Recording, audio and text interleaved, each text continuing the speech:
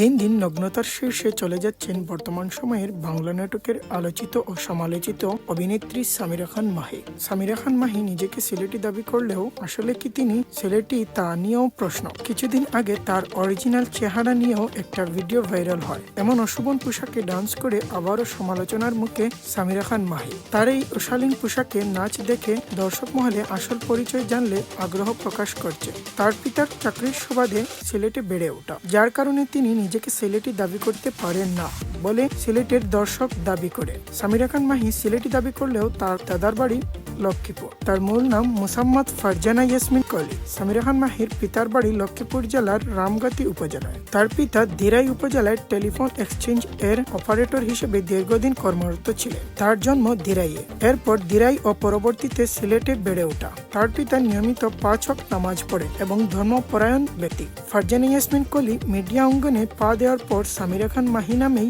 সকলের কাছে পরিচিতি অর্জন করেছেন। সম্প্রতি ইয়ামাহা FZ25 মোটরসাইকেলের লঞ্চিং অনুষ্ঠানে অশোভন পোশাকে নাচের একটা ভিডিও ভাইরাল হয়েছে, যেখানে তাকে এক প্রকার কালো টিস্যু কাপড় পরে নাচতে দেখা যায়। এ ধরনের কাপড় ওয়েস্টার্ন নীল জগতের মডেলদের পরতে দেখা যায়, যা দেখে দর্শক মহলে নানান ধরনের বিব্রতকর মন্তব্য দেখা মেলে। অনেকেই বলেছেন এই অরুচিকর পোশাক পরে নিজেকে সিলেটের মেয়ে হিসেবে দাবি করলেও সিলেটের ভাবমূর্তি নষ্ট করা হবে। ছোটবেলা থেকে সিলেটে পড়াশোনা করায় তিনি সিলেটি ভাষা আয়ত্ত করেছেন। প্রকৃত সিলেটের মেয়েরা এমন অশোভন হতে পারে না। প্রিয় দর্শক, ফারজানা ইয়াসমিন কলি ওরফে সামিরা খান মাহির এই অশোভন পোশাকে নাচ দেখে আপনার কেমন লাগলো তা অবশ্য কমেন্ট বক্সে কমেন্টস করে জানাতে ভুলবেন না। এরকম আরো নিত্য নতুন সকল তথ্য সবার আগে পেতে আমাদের চ্যানেলটি সাবস্ক্রাইব করে আমাদের সাথে থাকুন।